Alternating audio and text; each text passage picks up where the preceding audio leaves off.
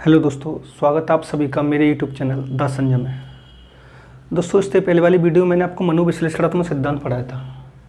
उसमें मैंने पूरा डिफाइन कर दिया था मनोविश्लेषणात्मक सिद्धांत किसे कहते हैं, इसके जनक कौन है, इसके उपागम क्या हैं, इसके मन कौन से हैं, इसकी मूल प्रवृत्ति कौन सी है, इसकी विधि कौन सी है, इसके उपागम कौन कौन से, end, ego, super ego.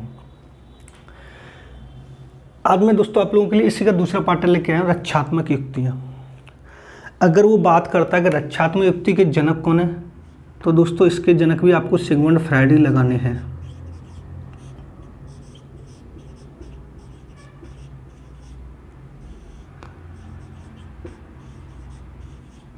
Sigmund Freud. दूसरा क्वेश्चन उसका ये आता है दोस्तों कि रक्षात्मक युक्तियों का प्रयोग क्यों किया जाता है, यानी रक्षात्मक युक्तियों को प्रयोग करने का मुख्य कारण क्या था, ऐसी कौन सी वजह रही जिनको रक्षात्मक युक्तियों को लाया गया। तो दोस्तों देखते हैं, जैसे व्यक्ति के रक्षा सिगमंड फ्रायड ने व्यक्ति के 3 मन बताए थे। जो मन थे वो 3 बताए थे। एक था चेतन मन, दूसरा था अर्धचेतन मन, और दोस्तों तीसरा था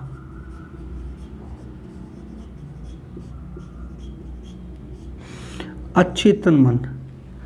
अब रक्षात्मक युक्तियों का प्रयोग किया क्या है दोस्तों, आपको लिखना है व्यक्ति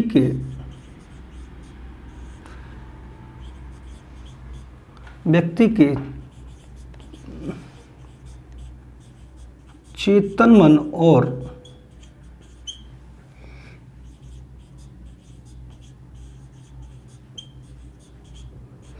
अचेतन मन में आ रही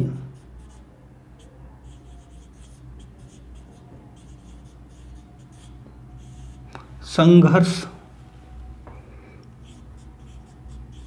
तनाव, कुंठा,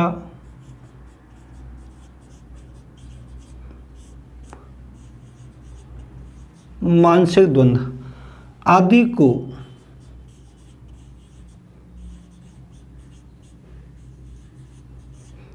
दूर करने या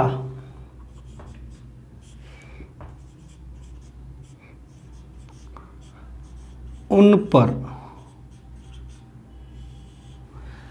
नियंत्रण करने के लिए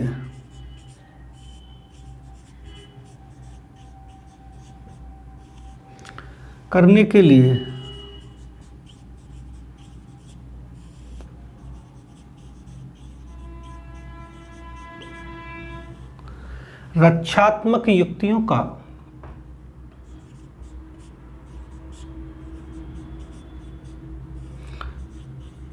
प्रयोग किया जाता है। ठीक है दोस्तों, समझना। अब देखो, मनोविश्लेषण सिद्धांत के जनक कौन है, सिगमंड फ्रायड। सिगमंड फ्रायड ने रक्षात्मक युक्ति बताई। अगर वो पूछता है कि रक्षात्मक युक्ति के जनक कौन है, सिगमंड फ्रायड है। अब सिगमंड फ्रायड ने व्यक्ति के 3 मन बताए थे, चेतन मन, अर्धचेतन मन, अचेतन मन। अब रक्षात्मक युक्ति का प्रयोग कौन कौन से मन में किया जाता है, तो व्यक्ति के चेतन मन और अचेतन मन, यानी व्यक्ति के चेतन मन और अचेतन मन में आ रहे संघर्ष, तनाव, तूफान, संघर्ष, मानसिक द्वंद्व, जो भी हमारे सामने हमारे दिमाग में आता है, उनको दूर करने के लिए और उन पर नियंत्रण करने के लिए, या तो उनको दूर कर सकते हैं या उन पर नियंत्रण कर सकते हैं। उनको दूर करने के लिए, उनको नियंत्रण करने के लिए सिगमंड फ्रायड ने रक्षात्मक युक्तियों का प्रयोग किया। ठीक है दोस्तों, अब इसके बाद इनको आप नोट कर लीजिए, फिर मैं उसके प्रकार लिखाता हूं कि रक्षात्मक युक्ति कौन कौन सी होती हैं। अगर क्वेश्चन ये आता है कि रक्षात्मक युक्ति में कौन कौन से मन पर प्रयोग किया गया है, तो व्यक्ति के चेतन मन और अचेतन मन। ठीक है दोस्तों, अगर ये पूछता है कि मनोविश्लेषणात्मक सिद्धांत में सिगमंड फ्रायड ने व्यक्ति के किस मन का अध्ययन किया है, तो व्यक्ति के चेतन मन और अचेतन मन में। ठीक है, उपागम कितने बताएं, इससे पहली वाली वीडियो मैंने आपको बता दिया, इड, ईगो, सुपर ईगो, इदम, अहम, परा अहम। ठीक है, चेतन, अर्धचेतन, अचेतन। उस वाली वीडियो मैंने आपको लिबिडो भी बताया, पाराप्रेक्सिस भी बताया है, काम वासना भी बताया है, मूल प्रवृत्ति भी बताई है। ठीक है दोस्तों, अब इसके हम प्रकार चलते हैं, सिगमंड फ्रायड उसके रक्षात्मक युक्ति के प्रकार कौन कौन से होते हैं।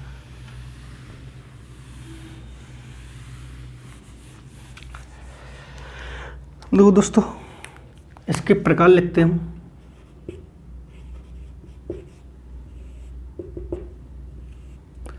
सबसे पहले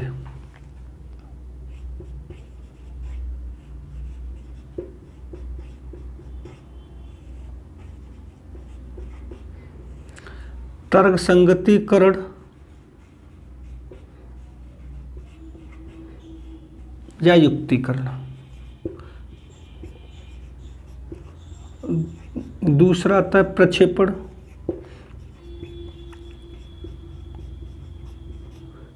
तीसरा आता है प्रतिगमन।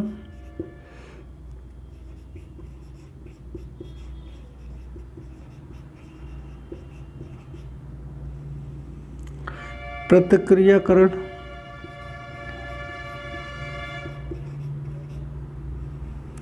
विस्थापन।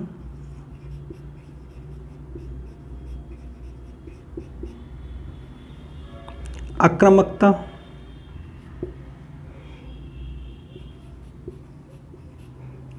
दमन।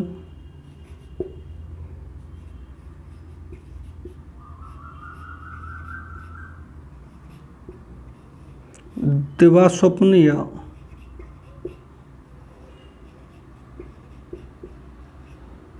इसको कल वाली वीडियो मैंने नहीं लिखा था, लेकिन आज आप लिख लेना 8, ठीक है ना। शायद रह गया था, शायद मुझे याद नहीं आ रहा था, तो आप इसको दमन को लिख लेना। अब क्वेश्चन दोस्तों ये है हमारी 8 प्रकार की रक्षात्मक युक्तियाँ। कभी कभी क्या होता है दोस्तों कि यहाँ से 3 ले लेता है और एक अपोजिट ले लेता है कि निम्न में से कौन सी सिगमंड फ्राइड की रक्षात्मक युक्ति नहीं है। कभी कभी एक लेता और 3 अपोजिट लेता है कि निम्न में से कौन सी रक्षात्मक युक्ति है। अब इनके अंदर क्या क्या होता है, कभी कभी इनका एग्जाम्पल बन के आता है और ये ऑप्शन में आते हैं। कभी कभी क्वेश्चन ये आता है कि रक्षात्मक युक्ति में कौन से मन का प्रयोग किया, किस मन की गतिशीलता का अध्ययन किया, तो व्यक्ति के चेतन मन और अचेतन मन। रक्षात्मक युक्ति बताई किसने, सिगमंड फ्राइड ने। कितने प्रकार की होती है, 8 प्रकार के। अब चलते दोस्तों शुरू से हम देखो,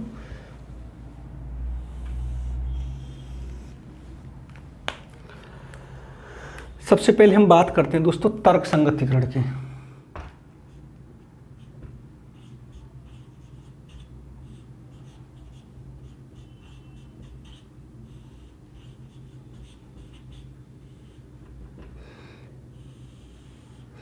ये दोस्तों सीटेट में कई बार पूछी गई है, ज्यादातर आती सी रहती है। तर्क संगतिकरण या युक्तिकरण किसे कहते हैं, देखो समझो।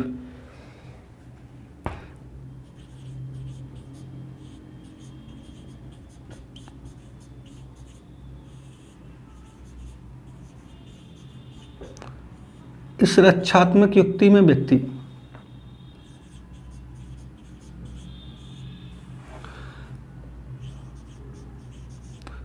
अपने कार्य या व्यवहार को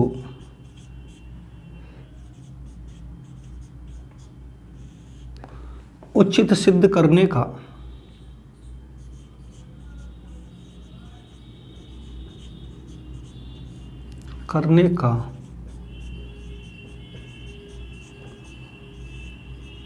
प्रयास करता है। इसमें व्यक्ति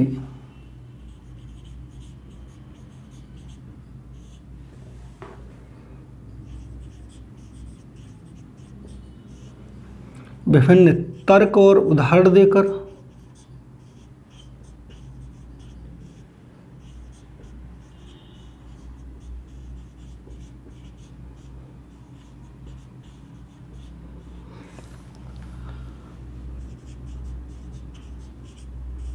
अपने व्यवहार या कार्य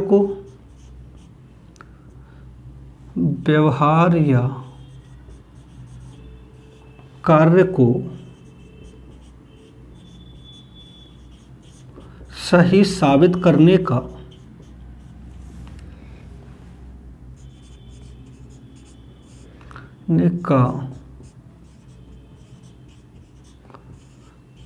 प्रयत्न करता है। ठीक है दोस्तों, यानी तर्क संगतिकरण या युक्तिकरण व्यक्ति क्या होता है कि उसने जो भी कार्य किया है वो अपने उस कार्य को विभिन्न तर्कों या उदाहरण देकर सिद्ध करने का प्रयास करेगा। यानी वो खुद को सही साबित करने का प्रयास करेगा, दूसरों को गलत साबित करने का प्रयास करेगा। जैसे देखो,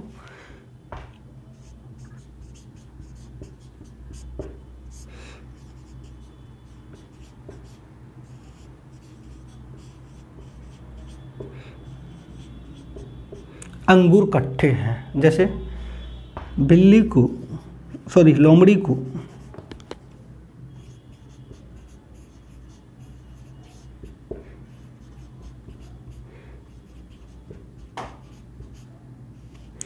अंगूर प्राप्त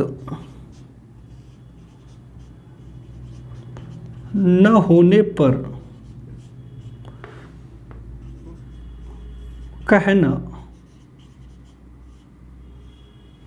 कि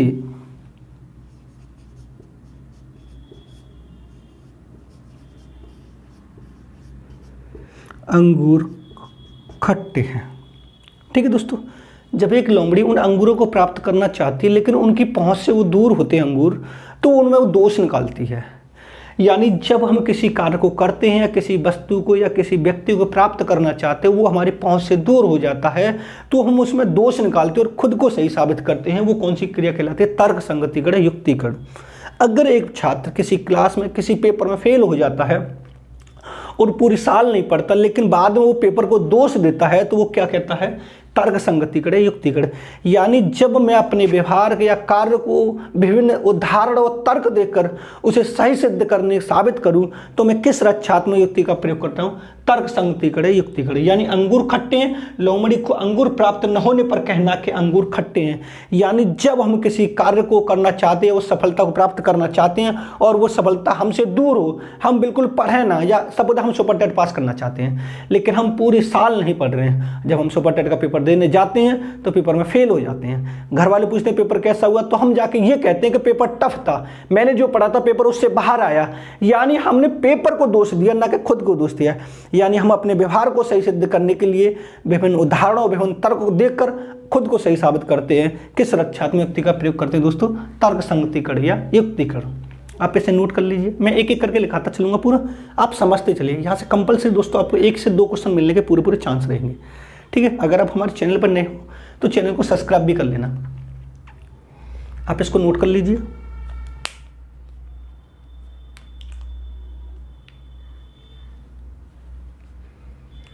अगर सिग्मंड फ्रायड का पूरा वीडियो देखना है दोस्तों, अगर आपने नहीं देखा तो इससे पहले वाली वीडियो मैंने बना दी है, अब वहां पर जाके देख सकते हैं। आगे चलते हैं दोस्तों।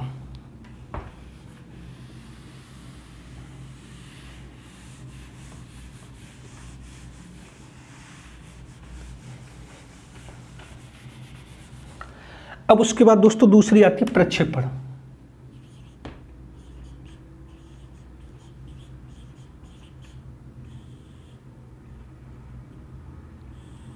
देखो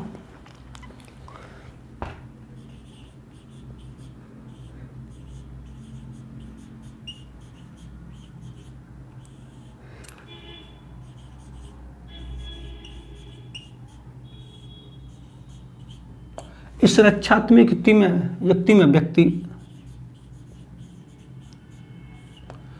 अपनी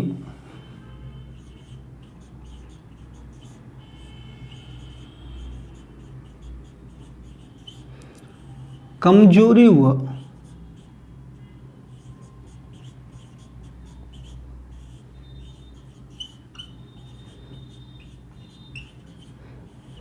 दोषों की झलक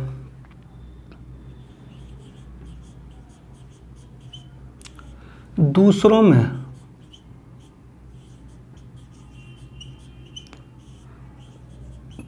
देखने का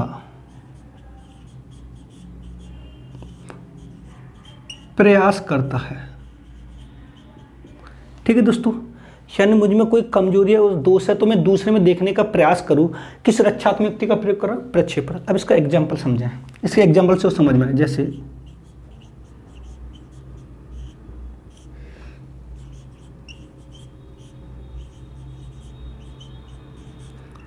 एक कुरूप व्यक्ति का दूसरे में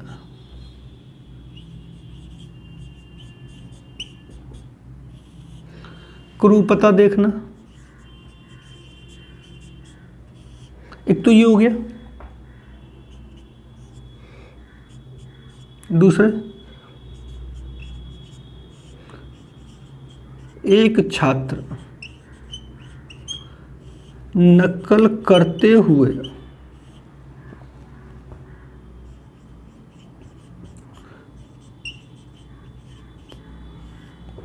पकड़े जाने पर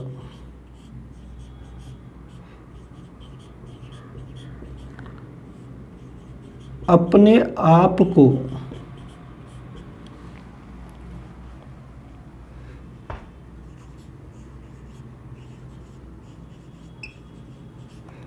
यह कहकर बचाता है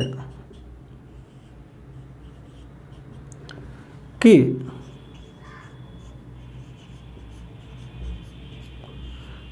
दूसरे छात्र भी तो नकल कर रहे हैं।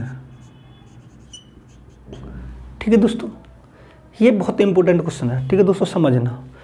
अगर उसने पूछा कि प्रक्षेपण रक्षात्मक युक्ति का प्रयोग क्यों किया जाता है, तो प्रक्षेपण रक्षात्मक युक्ति का प्रयोग इसलिए किया जाता है दोस्तों कि जब एक व्यक्ति अपनी कमजोरी और दोषों की झलक दूसरों में देखने का प्रयास करता है, वो रक्षात्मक युक्ति प्रक्षेपण कहलाती है। यानी एक कुरूप व्यक्ति का दूसरों में कुरूपता देखना। एक कुरूप वो नहीं होता जो शकल से हो, हर कोई व्यक्ति अपने लिए सुंदर होता है।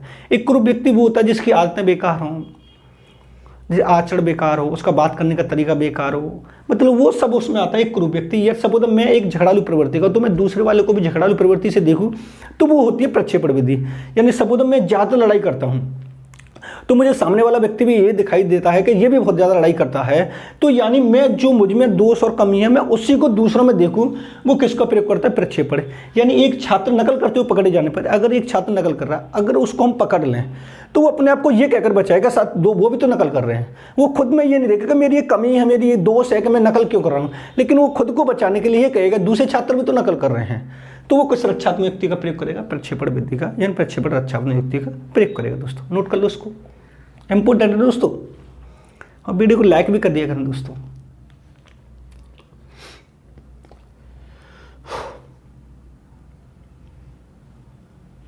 आगे चलें दोस्तों।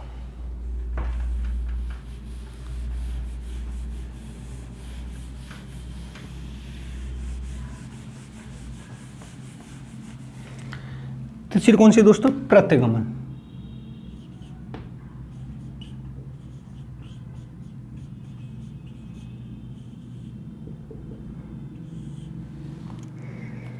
देखो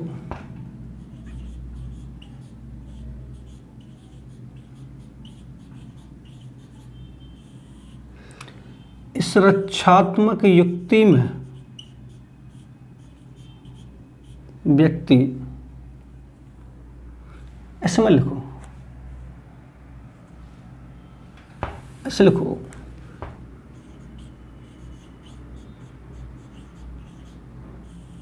प्रतिगमन का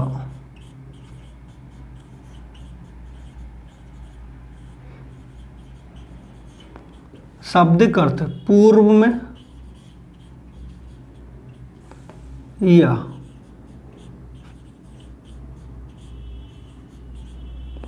भूत में चले जाना।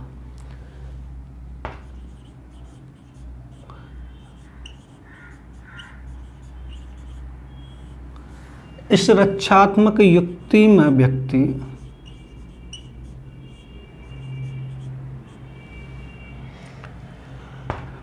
रक्षात्मक युक्ति में व्यक्ति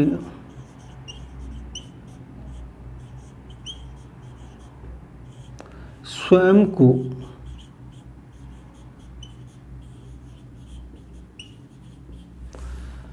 मानसिक तनाव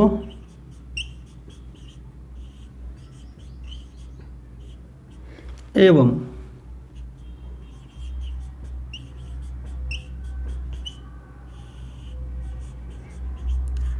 आघातों से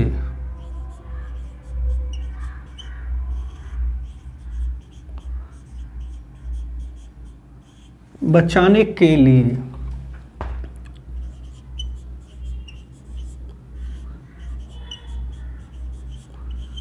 अपनी आयु से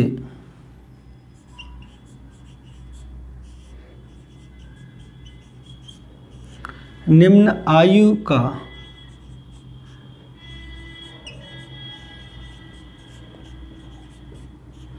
व्यवहार या कार्य करने लगता है।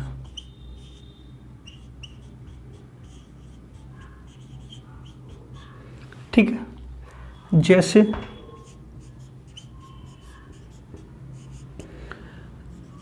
कायरता,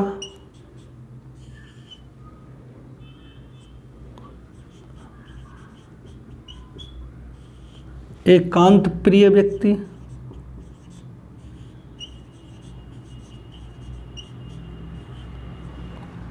अंतर्मुखी व्यक्ति,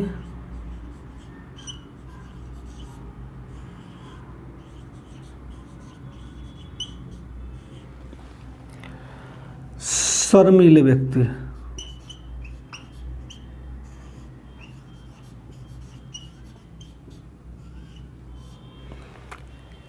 ठीक है सर। देखो दोस्तों, प्रतिगमन का शाब्दिक अर्थ क्या होता है कि जब व्यक्ति किसी कार्य को करता है, जब उससे वो कार्य नहीं होता वो तो उस कार्य से अपने आप को हटा लेता है और उससे निम्न आयु को कार्य करने लगता है, उसे प्रतिगमन कहते हैं। यानी प्रतिगमन का शाब्दिक अर्थ है पूर्व में, यानी पास्ट में चले, यानी आज का दिन को छोड़ के हम कल वाले दिन में चले जाएं। सपोज मैं एक दिन कॉलेज जाता हूँ, कॉलेज जाने के बाद वहाँ पर देखा जाता है कि व्यक्ति टेस्ट, जो टीचर है वो टेस्ट ले रहे हैं, तो मैं वहाँ पर जाकर टेस्ट दे के मैं अपने आप को ये बचाने की कोशिश करता हूँ कि सर मैं तो कल आया नहीं था। यानी मेरे सामने जो भी मानसिक संघर्ष, तनाव, तूफान और जो भी द्वंद्व आ रहा है या संघर्ष आ रहा है, उससे खुद को बचाने के लिए मैं अपनी आयु से निम्न आयु का, यानी खुद से नीचे का व्यवहार करने लगता हूँ कि सर मैं तो कल आया नहीं था, मुझसे सर ये होगा नहीं, मैं इसके काबिल ही नहीं हूँ। तो वो कौन सा कहलाता है? प्रतिगमन रक्षात्मक व्यक्ति कहलाती है। जैसे कायर व्यक्ति होते हैं। कायर व्यक्ति कौन होता है? कायर व्यक्ति उसे कहा जाता है जो सामने समस्या आ रही है उस समस्या से दूर भाग जाए, वही तो कायर व्यक्ति कहलाता है। कायर वो नहीं तो वो जो कमजोर है, निर्बल है, या उसे हर कोई पीट लेता है, या हर कोई उसे मार लेता है, या हर कोई उससे कह जाता है। कायर वो नहीं। कायर व्यक्ति वो होता है जब उसके सामने कोई समस्या ऐसी आ रही है और समस्या से वो दूर भाग जाता है, यानी वो समस्या का सामना नहीं करता, वो कायर व्यक्ति कहलाता है। एकांत प्रिय व्यक्ति कौन सा होता है? बिल्कुल एकदम अपने आप में खोए रहना, उसे किसी से कोई मतलब नहीं है। अगर वो कहीं पर भी कोई किसी कार्य को करने के लिए जा रहा है और उससे आके किसी ने कह दिया कर लोगे तुम कार्य को इसको, तो वो उस कार्य को न करके उसको लेके बैठ जाता है कि इस व्यक्ति ने मुझसे ये बात कही क्यों।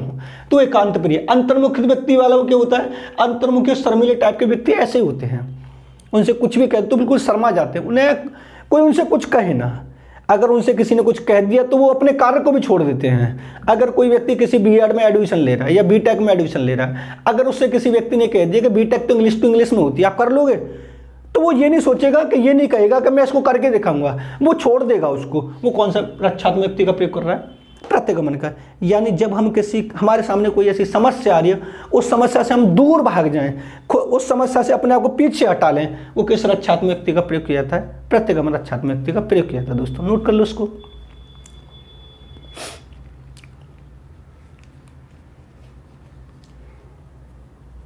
आगे चलते हैं दोस्तों।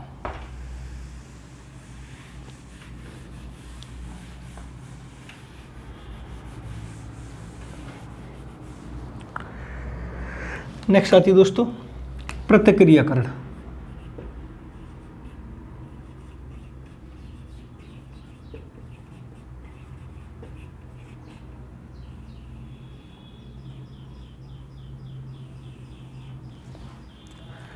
देखो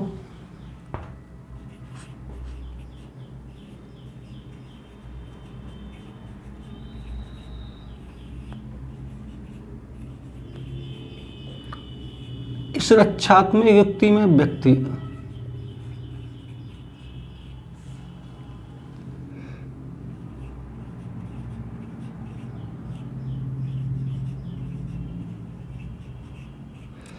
अपने व्यवहार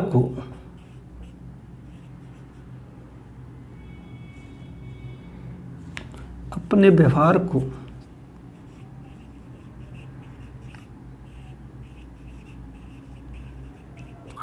किसी व्यक्ति या समाज के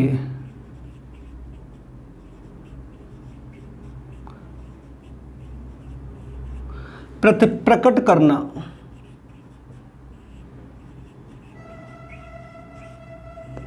उसकी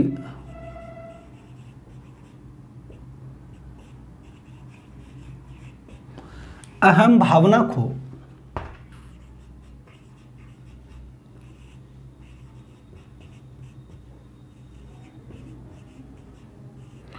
ठेस पहुंचाता है।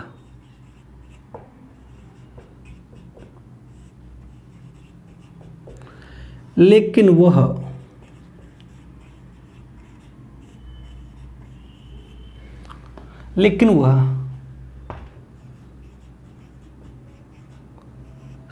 समाज को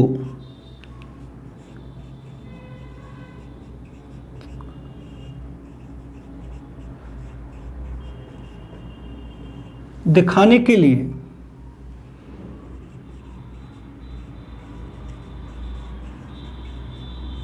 उस व्यक्ति से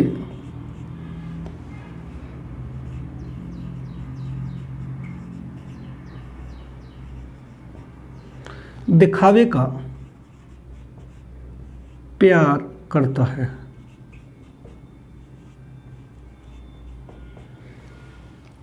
जैसे समझ में आएगा दोस्तों,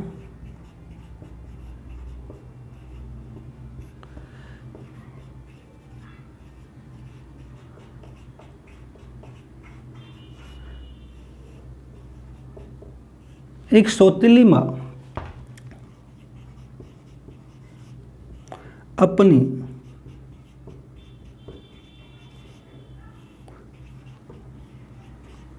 सौतेली बेटी को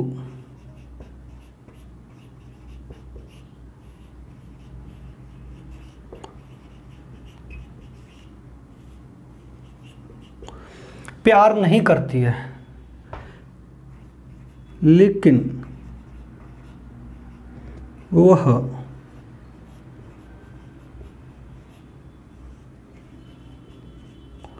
समाज को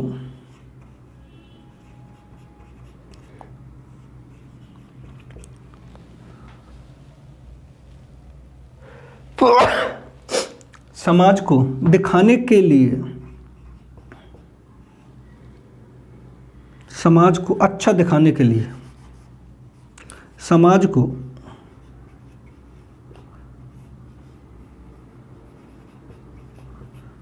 अच्छा दिखाने के लिए उसको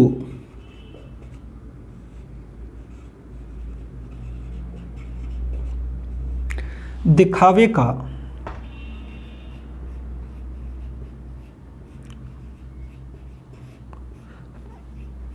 प्यार करती है।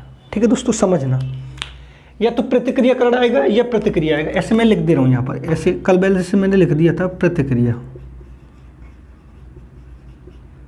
वो ऐसे भी दे सकता है। ठीक है दोस्तों, अब प्रतिक्रियाकरण का प्रयोग व्यक्ति रक्षात्मक व्यक्ति का प्रयोग कब करता है कि सपोज एक व्यक्ति है, वो किसी व्यक्ति या वस्तु के प्रति अपने व्यवहार को प्रकट करना नहीं चाहता, लेकिन उसकी एक मजबूरी को वो प्रकट करना चाहता है। जब भी वो अपने उसके प्रति अपने व्यवहार को प्रकट करता है तो उसके अहम को चोट लगती है, यानी ईगो को हर्ट होता है कि यार मैं नहीं चाहता कि मैं इससे बात करूं या मैं इस कार्य को करूं, लेकिन मुझे जबरदस्ती करवाया जा रहा है, मुझे समाज को दिखाने के लिए काम करा जा रहा है। तो वो किस रक्षात्मक युक्ति का प्रयोग करेगा?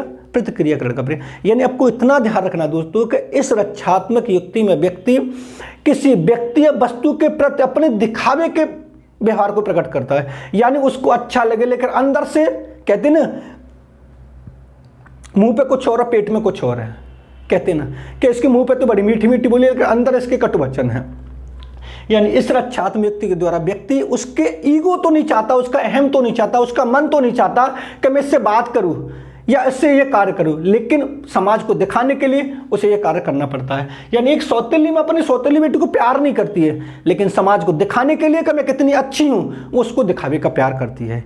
यानी इस रक्षात्मक व्यक्ति के द्वारा व्यक्ति किसी समाज, किसी व्यक्ति या किसी वस्तु के प्रति न चाहते हुए, जबकि उसके अंदर की अंतरात्मा उसे आवाज नहीं दे रही है कि इससे तू बात कर या कुछ भी कर, लेकिन फिर उसे समाज को दिखाने के लिए इस रक्षात्मक व्यक्ति का प्रयोग करता है और उससे बात करता है।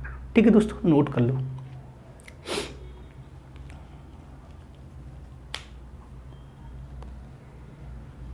आगे चलते हैं दोस्तों।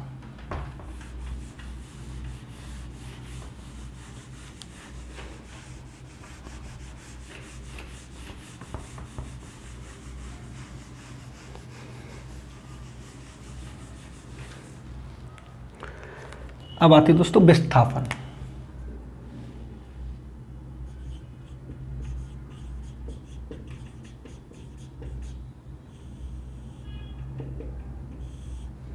देखो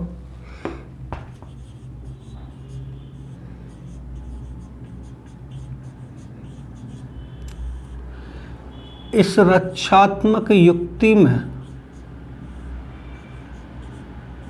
व्यक्ति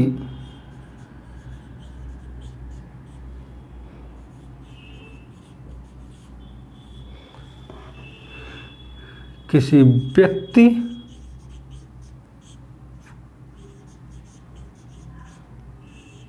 वस्तु के प्रति अपने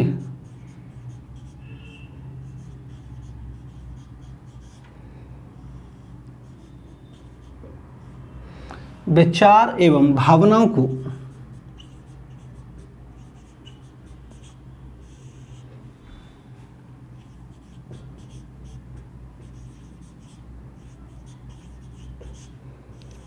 खुलकर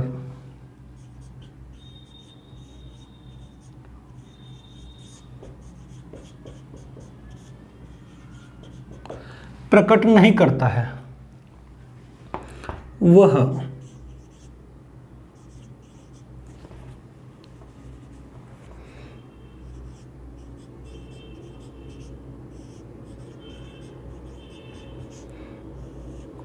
अपने विचार व भावनाओं को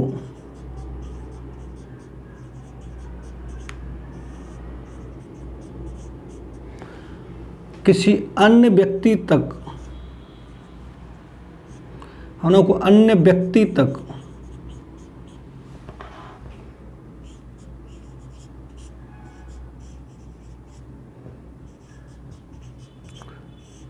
पहुंचाने के लिए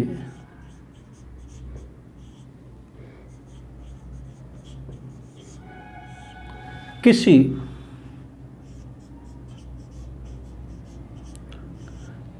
तीसरे व्यक्ति का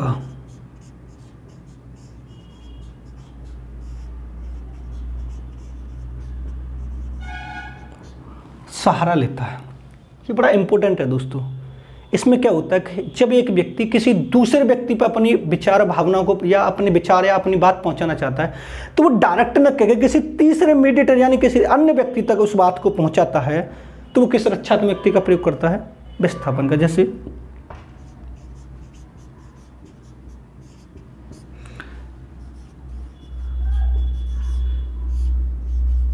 किसी अन्य व्यक्ति के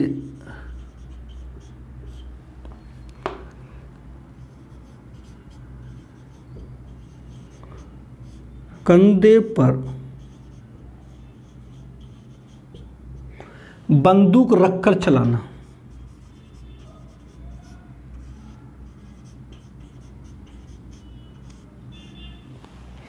किसी अन्य व्यक्ति के कंधे पर बंदूक रख के चलाना, इसमें क्या होता है दोस्तों?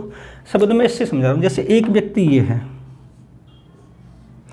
और एक व्यक्ति ये है, ये वाला व्यक्ति इस वाले व्यक्ति तक अपनी बात पहुंचाना चाहता है, तो इससे वो डायरेक्ट न कह के वो किसी तीसरे व्यक्ति को चुनता है कि ये वाली मेरी बात आप इससे जाके कह दो। ठीक है।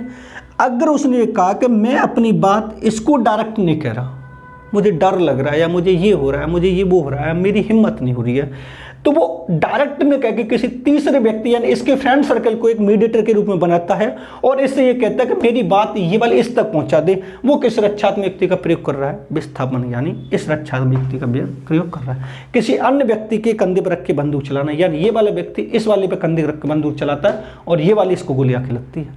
ठीक है दोस्तों। यानी जब हम किसी व्यक्ति को अपनी बात पहुंचाना चाहते हैं, हम डायरेक्ट उससे नहीं कह पा रहे हैं, तो हमने किसी अन्य व्यक्ति को चुना कि भाई तू मेरी ये बात उस व्यक्ति तक पहुंचा दे, मैं तेरे को पार्टी दूंगा या मैं तेरे को ये दूंगा, मैं तेरे को वो करूंगा या मुझसे तू कोई काम करवा ले, लेकिन मेरी ये बात वो किसी अन्य व्यक्ति यानी उस वाले व्यक्ति तक पहुंचा दे, बड़ा आसान होगा। तो किस रक्षात्मक युक्ति का प्रयोग करेगा? विस्थापन युक्ति का प्रयोग करेगा। नोट कर लो दोस्तों।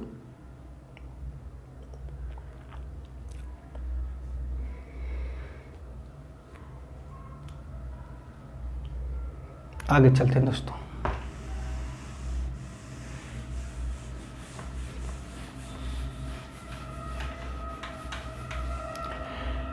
उसके बाद क्या आती है दोस्तों, आक्रामकता।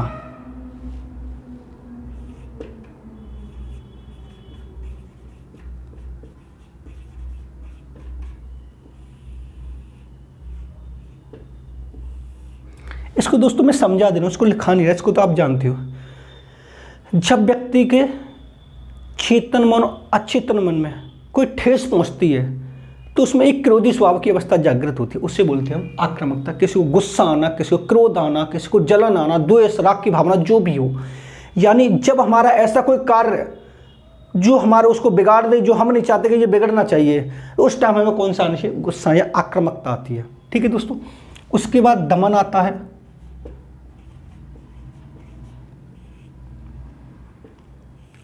दमन में क्या होता है दोस्तों, इस रक्षात्मक व्यक्ति की बहुत सारी ऐसी आवश्यकता होती है, इसको मैं लिख दे रहा हूं।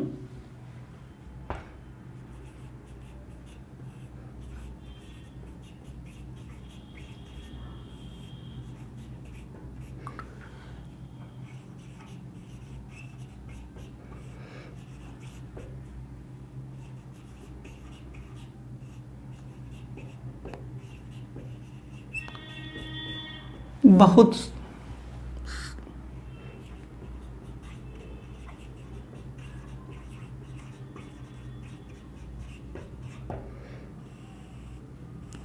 सी आवश्यकताएं होती हैं।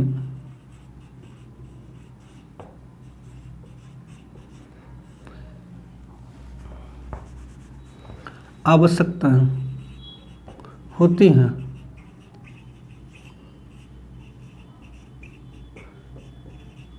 जिनकी पूर्ति न होने पर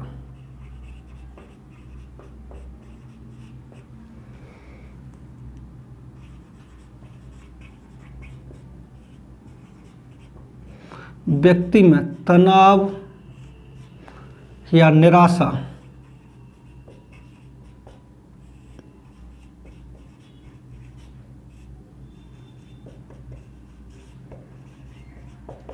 उत्पन्न होती है। जब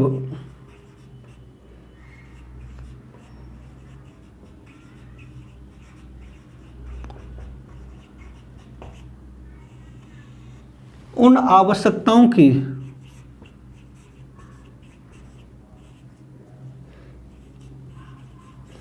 पूर्ति नहीं हो पाती है, जब उन आवश्यकताओं की पूर्ति नहीं हो पाती है तो वह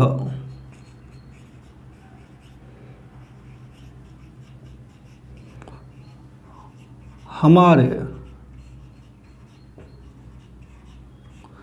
अचेतन मन में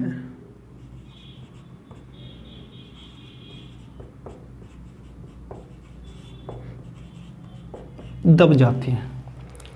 मैंने आपको एक बात बताई हुई कल कि सपना क्या होता है, स्वप्न। सपना क्यों आता है दोस्तों, सपना तब आता है दोस्तों जब हमारी ऐसी कोई आवश्यकता जिसकी पूर्ति नहीं हो पाती है तो वो व्यक्ति के अचेतन मन में चली जाती है, तो वो एक सपने का रूप ले लेती है। दमन रक्षात्मक व्यक्ति में क्या होता है कि इसमें व्यक्ति की बहुत सारी ऐसी आवश्यकता होती है जिनकी पूर्ति नहीं हो पाती, तो वो कहाँ पर चली जाती है, अचेतन मन। लेकिन इनसे हम प्रयोग करने के लिए, इसको दूर करने के लिए, इन पर कंट्रोल करने के लिए हम क्या कहते हैं कि अरे ये मेरे लिए नहीं था, या मैं ऐसा करना नहीं चाहती। सबूत एक व्यक्ति ये कहता है कि मैं कभी टीचर बनना नहीं चाहता, लेकिन वो अगर टीचर बन जाता है तो वो ये कहता है कि नहीं मैं शुरू से टीचर बनना ही चाहता था। यानी उसकी ऐसी आवश्यकता जिसकी पूर्ति नहीं हो पाती है तो वो कहाँ पर चली जाती है, अचेतन मन में चली जाती है, उसकी वो इच्छा दब जाती है। सबूत आज आपकी इच्छा है कि मुझे आईफोन खरीदना है, लेकिन जेब में देखे तो पैसे भी नहीं थे, तो वो आपकी इच्छा आपने दबा दी और ये कहा कि आईफोन भी तो ऐसा ही होता है जैसा माइक्रोमैक्स का आता है, सैमसंग का आता है, दोनों सेम ही, तो दोनों से फ़ोन है, कॉल्स होती है। लेकिन आपकी आईफोन खरीदने की जो इच्छा थी वो कहाँ दब गई, अचेतन मन में। यानी आपने आईफोन की इच्छा को इस तरह से दबा दिया कि आप उसके काबिल नहीं थे, यानी आप उसके काबिल नहीं थे। यानी दमन में क्या होता है कि व्यक्ति की ऐसी कोई आवश्यकता होती है जिसकी पूर्ति नहीं हो पाती तो वह उसे अचेतन मन में दबा देता है, दमन कहलाता है। ठीक है दोस्तों। एक और है देवास्वप्न, लास्ट है।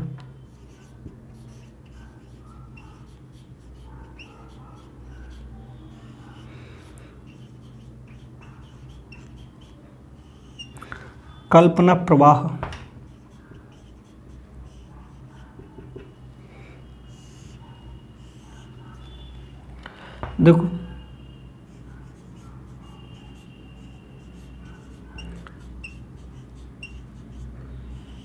इस रक्षात्मक युक्ति में व्यक्ति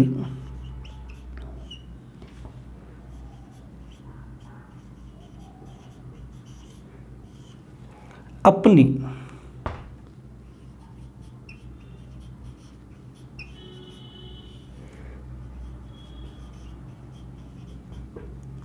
काल्पनिक दुनिया बसाकर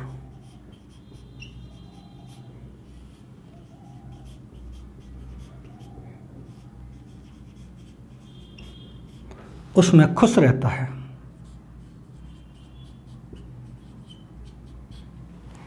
देखो इसमें क्या होता है, जब हम सपने देखते हैं, सपने हम तब देखते हैं जब हमारी ऐसी कोई आवश्यकता जिसकी पूर्ति नहीं हो पाती है। सपोज आपने आज सपना देखा कि मैं ये करूँगा, मैं वो करूँगा, मैं ये करूँगी, वो करूँगी, लेकिन उनकी पूर्ति नहीं हो पाती है, तो अपनी अपनी काल्पनिक दुनिया बना ली कि काश मेरा ये काम होता तो मैं ये करती, मैं ये करता, मैं वो करता, वो करता। अपनी कल्पनाशील दुनिया में रहना, अपने सपने देखना, कल्पना प्रभाव, यानी जब हम कोई ऐसा कार्य जिसको हम सच में नहीं कर सकते, जो एक मूर्त रूप में नहीं हो सकती, उसे हम कल्पनाशील यानी दुनिया यानी सपनों की दुनिया में बसा लेते हैं कि मेरा भी एक घर होगा। ये प्रेजेंट में मैं सोचता हूँ कि मेरा एक बड़ा घर हो, ये हो, वो हो, फलाना ढमका, लेकिन प्रेजेंट में नहीं है, तो मैं एक अपना सपना बना लेता हूँ कि मैं उसी में रह रहा हूँ, ये है, वो है। प्रेजेंट में अगर मैं रात में सोऊं तो मैं ये सोचूं मैं एक महल में सो रहा हूँ, तो वो सोच रहा हूँ कौन सी दुनिया, काल्पनिक दुनिया। यानी एक ऐसा व्यक्ति जो अपने आवश्यकताओं की पूर्ति नहीं कर पाता है, तो वो एक काल्पनिक दुनिया बसाकर अपना उसी में खुश रहता है, उसे उससे कोई मतलब नहीं कि ये सच है या गलत है या झूठ है। ठीक है दोस्तों, ये थी रक्षात्मक युक्तियाँ। अगर दोस्तों उसमें ये पूछिए कि रक्षात्मक युक्ति का प्रयोग व्यक्ति किस मन पर किया था, व्यक्ति के चेतन मन और अचेतन मन में। रक्षात्मक युक्ति कौन कौन सी दोस्तों मैंने यहाँ पर लिख दी है। इसके जनक कौन, सिगमंड फ्रायड। किस में प्रयोग की जाती है, मनोविश्लेषण सिद्धांत में। ठीक है दोस्तों, नोट कर लो दोस्तों।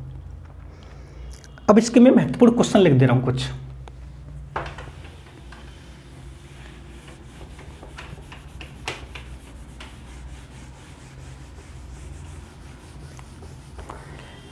इससे पहले वाली वीडियो दोस्तों मैंने बनाई, उसके भी क्वेश्चन इसमें लिख दूंगा, जो मनोविश्लेषणात्मक सिद्धांत पढ़ाया था मैंने, और आज वाली वीडियो के भी लिख दूंगा। ठीक है दोस्तों, समझना।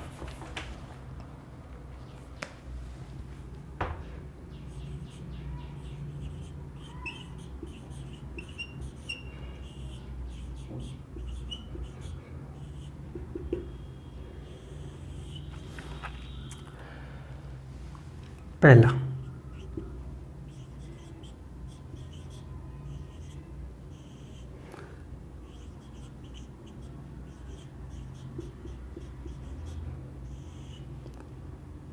फ्रायड के उपागम। पहला क्वेश्चन ये पूछता फ्रायड के उपागम कितने हैं। दूसरा वो ये पूछ सकता है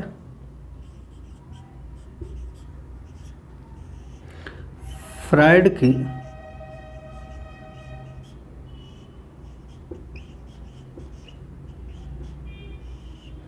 मूल प्रवृत्ति।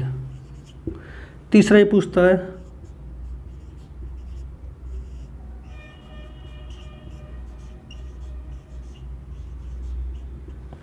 फ्रायड की विधि। नेक्स्ट पूछता है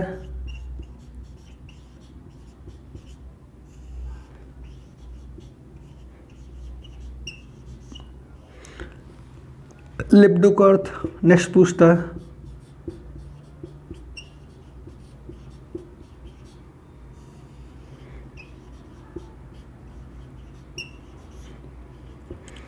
पाराप्रेक्सिस का अर्थ। नेक्स्ट पूछता है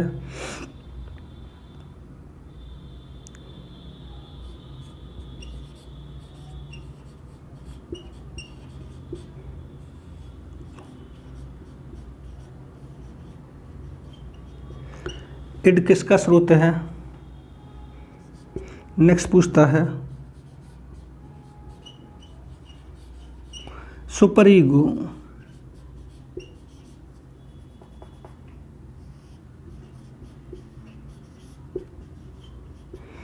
कैसा प्राणी है। नेक्स्ट पूछता है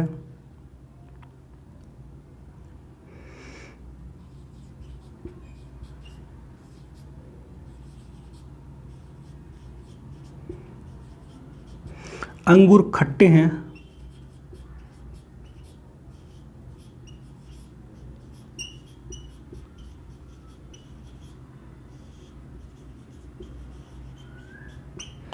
कौन सी रक्षात्मक युक्ति है, ठीक है। एक और पूछेगा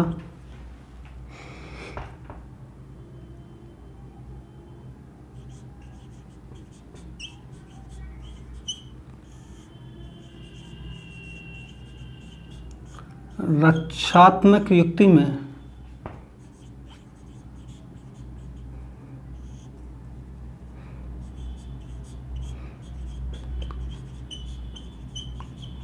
किस मन का अध्ययन किया जाता है?